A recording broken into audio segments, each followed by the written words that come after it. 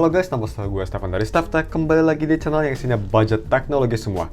So, di video kali ini gue bakal unboxing dan review nanti minggu depan HP yang sering banget di request, tapi jarang banget barangnya, jadi gue nggak bisa nge-review.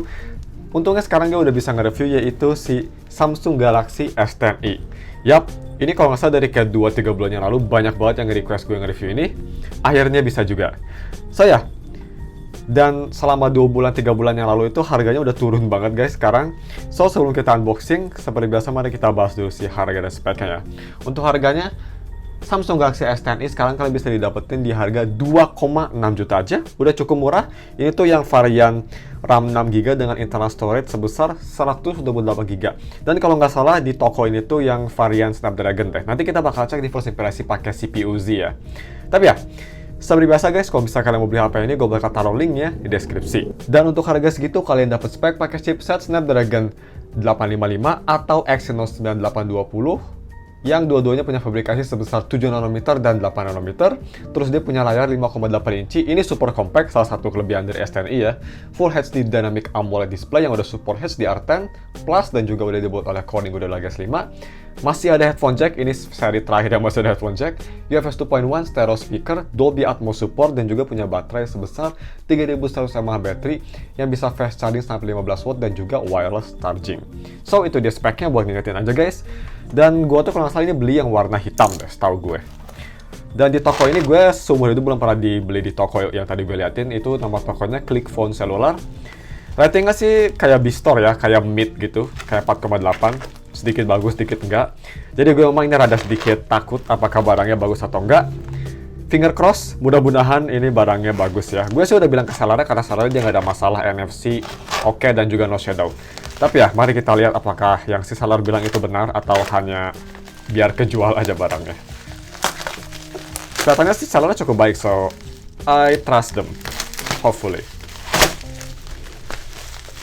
At least first impression packingnya lumayan bagus ya, sangat tebal, dan dia tuh yang pastinya full set, cuma full set OEM. There you go, oke. For some reason, boxnya dapat box S10 biasa ya, bukan S10i, lihat. All good. Ini nggak terlalu penting sih boxnya.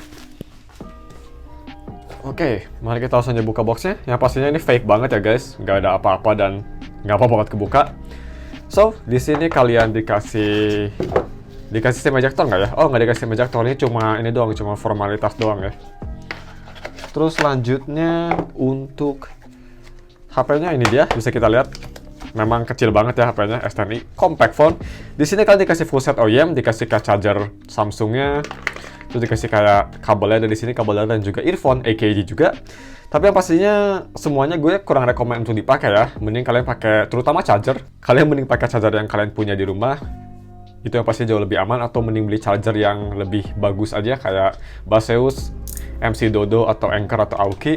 Yang lebih aman ini karena dia itu OEM, jadi gue kurang tahu apakah ini chargernya aman atau bakal ngerusak HP atau malah bisa bikin HP meledak. Jadi untuk safety, mending pakai charger yang ada di rumah. Anyway, cuma segitu aja di boxnya, simple. Kita keluarin aja dari si plastik sleeve-nya. Oke, ini HP sepet banget ya. Oke, gue rada deg-degan soalnya kemarin kan buat yang tahu gue beli Zenfone 8 itu ternyata ada masalah ya, ada sedikit shadow. Jadi harganya turun banget, mudah-mudahan ini nggak ada masalah. So, setelah dibersihin sih, kelihatan lumayan clean ya. Anyway, balik lagi ke videonya. Untuk bodi belakang ini gue beli yang warna hitam, atau lebih tepatnya ini kayak dark blue ya. Untuk bodi belakang, gue bisa bilang, tadi dulu gue lihat dulu. Ya, cukup mulus. Gue nggak tahu pakai ini casing belakangnya udah diganti, tapi first impression ini kelihatan cukup mulus ya. Gue firasat ini belakangnya udah diganti sih, karena sedikit rough ini. Bisa kita lihat bujurnya tuh kayak sedikit kasar gitu ininya. Gak flush sama HP-nya, jadi gue bisa bilang kalau bisa kalian beli HP second kayak gini, jangan pernah tes water resistant ya, karena bisa jadi emang udah nggak berfungsi, mendingan untuk aman jangan dites. Anyway, nanti kita bakal tes NFC juga, posisinya pasti ada di belakang, dan di posisi untuk first impression bodi belakang cukup mulus. Ya kalau bisa diganti sih no shit ya, bakal mulus. Untuk kamera belakang ini ada dua kamera, main kamera 12 megapiksel f1.5 atau f2.4. Ini zaman-zaman Samsung bisa ngerubah aperture ya, bisa kayak automatic aperture changing gitu. Udah ada optical image stabilization, dan kamera keduanya 16 megapiksel f2.2 ultra wide yang udah ada super steady video. Kalau bisa kita ke depan di sini Kamera frontnya memang kecil banget, hanya 10 megapiksel f1.9, tapi at least sudah bisa nge-record sampai resolusi 4K 30 atau 60 fps. Dan untuk bagian samping kanan di sini bisa kita lihat, ini salah satu komplain orang dulu ya pas pakai Galaxy S10i. Dia itu si fingerprintnya tinggi banget, dia itu fingerprint nyatu sama power button by the way, jadi belum ada ultrasonic untuk S10i. Rada ke atas bisa kita lihat, ini di atas banget memang. Tapi untuk HP kecil sih not a problem menurut gue. Dan by the way, kalau misalnya kita ke bawah di sini masih ada headphone jack, mantap. Terus dia juga masih ada dual speaker, USB Type-C charger. Dan kalau misalnya kita ke atas di sini ada SIM slotnya sendiri. Kalau nggak salah S10 tuh series yang masih pakai microSD ya. Yap, dia masih ada microSD. Salah satu flagship yang masih nge-keep microSD. Nice. Dan kalau misalnya kita ke samping kiri, di sini ada si Bixby button yang sekarang udah bisa di-customize pakai Google Assistant kalau nggak salah, dan juga ada volume button. Untuk button ini semua kerasa clicky ya, dan bisa kita lihat ini HP-nya memang tipis banget guys. Gak cuma compact, ini HP tipis banget. Untuk size sendiri dia nggak beda jauh sama iPhone 13 mini gue, cuma memang sedikit lebar ya. Anyway, untuk layar depan yang terakhir, layar depan sendiri gue nggak ngerasa ada scratch sih. Ya, kelihatan lumayan clean layar depan bisa kita lihat. Nanti juga kita bakal lihat apakah ada shadow atau enggak. Cuma memang ini kerasa kayaknya bodi belakang udah diganti deh guys. Soalnya dia itu kayak atas bawah itu sedikit tajam, kayak apa ya? Kayak rough gitu. Kayaknya memang sudah diganti. But it's okay, ini HP second namanya juga. So ya, seperti biasa gue mau setup dulu HP-nya, dan itu gue bakal balik lagi untuk first impression-nya. I'll see you soon. Alright guys, udah gue setup HP-nya, dan seperti biasa yang pertama mari kita langsung aja tes fingerprint speed-nya. Ini posisinya favorit gue banget, yaitu nyatu sama power button. So, ini gak usah dipencet ya guys, kalian tinggal ngeres tangan kalian, bisa langsung dibuka.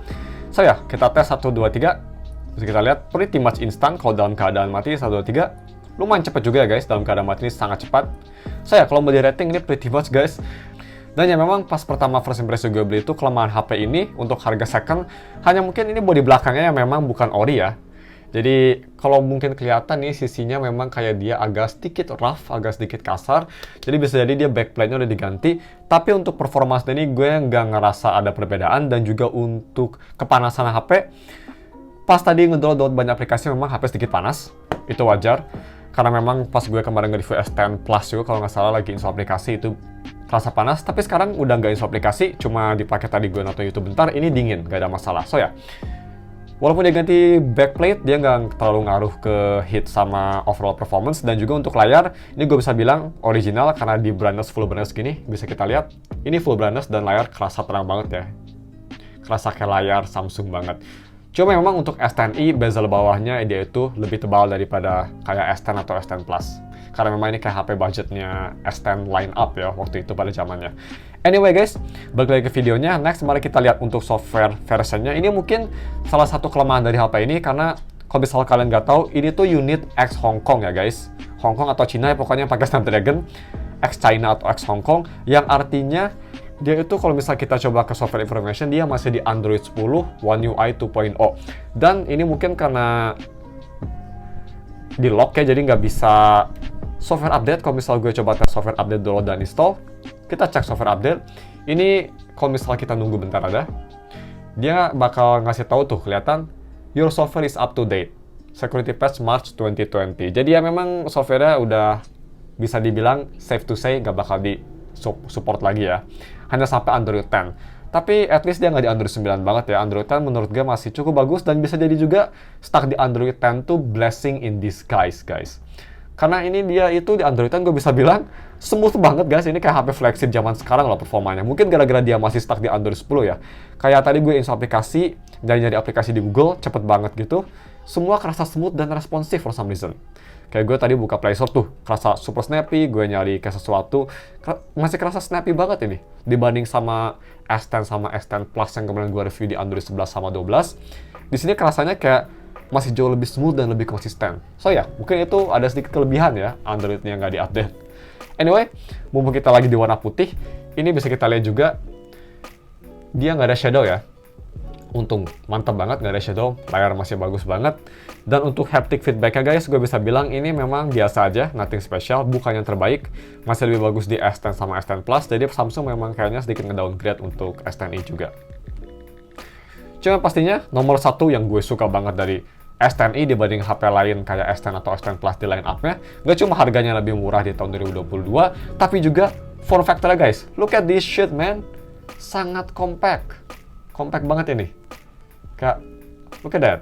Kayak semua corner bisa dicapai dengan baik dan nggak usah olahraga tangan. Ini enak banget di tangan. Menurut gue, 5,8 inci ini personal untuk gue sweet spot banget.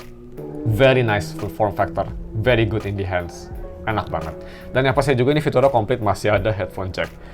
So ya, untuk sinyal sendiri guys, gue itu pakai Telkomsel. Dan bisa kita lihat, kalau misalnya gue matiin, dia itu sinyalnya LTE, nggak ada masalah. Dan kalau misalnya kita mau coba speed test, kita ke speed test. Gue udah install speed test by Ookla. Kita next, continue. Sure, why not, continue. So, kalau misalnya kita coba tes, Telkomsel tuh kebaca, Telekomunikasi Indonesia, dan kalau misalnya kita tes, pencet go, kablam. Yang gue notice juga guys, ini layarnya gue suka banget sama layar Samsung pretty much ya. Dibanding sama Zenfone 8 yang kemarin gue review, ini S10 walaupun udah jauh lebih tua dibanding Zenfone 8 ya umurnya, gue bisa bilang layarnya jauh lebih bagus guys. Lebih clean, lebih bersih, lebih sharp text-nya, dan juga lebih enak dilihat overall. Layar Zenfone memang sedikit disappointing menurut gue. Mungkin trade-off dari harga sama refresh rate ya. Anyway, baik bisa kita lihat, upload 12 MB normal dan... Sorry salah, download bukan upload, aduh otak gue lagi mati banget, sorry guys. Untuk download bisa kita lihat di 12,3 MB. Sedikit di bawah rata-rata, biasanya itu sekitar 15 MB, but it's okay. Untuk upload di atas rata-rata di 23 MB. So, untuk sinyal, untuk HP Inter, nggak ada masalah ya. Bagus. Dan selanjutnya mari kita tes atau lihat diagram infonya. Yang pastinya bisa kita lihat sudah support Wi-Fi L1, boom, security level Wi-Fi L1, dan juga sudah support HDR10+. Buat yang nanya, ini di 60Hz refresh rate ya. Dan untuk si chipsetnya, ini yang pastinya Snapdragon. Kalau misalnya kita coba tes ke CPU Z, bisa kita lihat tuh, boom, Snapdragon 855, karena ini memang unit Hong Kong. Dan untuk beratnya sendiri, buat yang curious, ini di tangan gue itu rasanya kayak cukup enteng ya. Kalau gue tebak ini kira-kira sekitar 130-40 gram. Coba kita lihat. Oh yes sir, I knew it. 145 gram.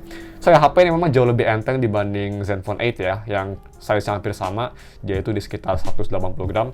Lebih enteng tapi masih kerasa solid sih menurut gue, masih kerasa enak, gak kerasa murahan.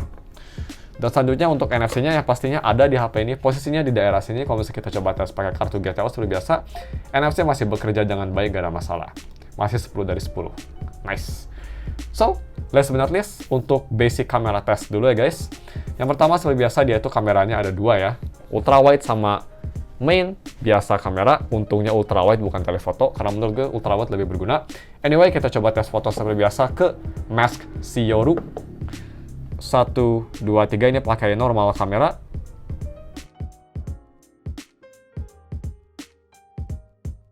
Dan ini pakai ultra wide. Yang gue suka dari Samsung tuh dia ultra wide-nya luas banget guys, nih kelihatan. Ini gue di angle yang sama nggak berubah, HP-nya 1, 2, 3 ultra wide. Tuh kelihatan kan? Sangat wide. Dan untuk selfie-nya ini dia. Lumayan mediocre sih selfie-nya dia memang. Tapi masih cukup oke lah. So, 1, 2, 3.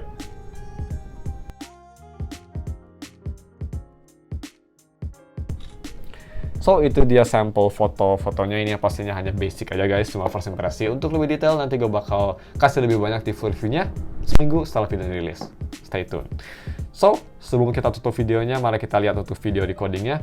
Untuk kamera belakang, dia bisa record sampai resolusi Full HD 60, 4K 30, atau 4K 60. Yang pastinya gue bakal tes di ketiga resolusi tersebut nanti minggu depan. Dan untuk kamera depan, kalau misalnya kita switch ke kamera depan, hello guys, what's up? Kamera depan bisa nge-record sampai resolusi 4K sama kayak kamera belakang ya. Ini karena HP flagship soalnya. Full HD 60, 4K 30, dan juga 4K 60. Mantap banget. So ya, mungkin coba segitu aja guys videonya. First impression sih menurut gue ini di harga 2 juta. HP keren banget ya. Kalau misalnya kalian gak apa-apa sama IP rating yang mungkin udah nggak ada, yang menurut gue jangan dites ya. HP gue aja walaupun udah, ini iPhone 13 mini walaupun udah IP68, gue nggak pernah ceburin ke air. Anyway, dia ini walaupun IP-nya mungkin sudah hilang karena backplate-nya udah diganti, dan juga build-nya memang agak sedikit tajam di belakang, tapi overall gue bisa bilang ini performanya solid dan masih kerasa original kok, ini masih kerasa enak dipakai sih. Gue pertama rada skeptical kan, aduh ini kok belakangnya kayak gini. Tapi pas setelah tadi dipakai sebentar keluar, gue ngejemput adik gue pakai HP ini, ternyata nothing wrong, semua kerasa enak dan juga masih kerasa konsisten. Baterai juga masih cukup oke untuk yang kapasitasnya kecil. So ya, first impression masih cukup bagus. Nanti gue bakal kasih konklusinya di reviewnya pastinya seminggu setelah video rilis. Dan ya, cuma segitu aja guys video unboxing first impressionnya. Seperti biasa, kalau misalnya kalian mau beli HP ini, gue bakal taruh link di deskripsi. Dan juga kalian bisa visit toko gue di tokopedia.com/stefftechshop. Kalau misalnya kalian mau beli HP second, gak cuma ini, semua HP yang gue review bakal dijual di site tersebut. So ya, cuma segitu aja videonya. Thanks for watching. We'll see you tomorrow, bukan tomorrow, next week untuk full reviewnya. Bye.